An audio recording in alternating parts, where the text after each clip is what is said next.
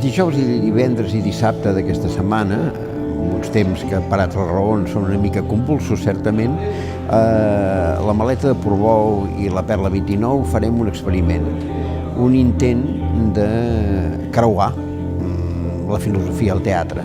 No és cap novetat, en el fons neixen juntes, junt amb la democràcia i la polis, a la Grècia clàssica, no? Però sí que volíem intentar generar unes escenes que siguin escenes teatrals i filosòfiques a la vegada.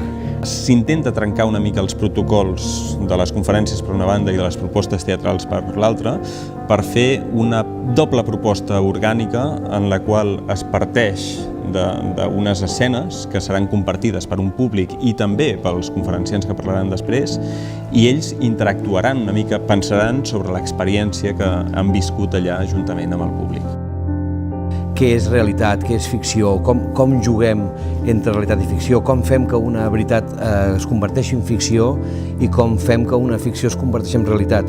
És una cosa que estem acostumats a veure també a la realitat, com d'una realitat se'n fa una ficció, una mentida, o com d'una mentida se'n fa una realitat.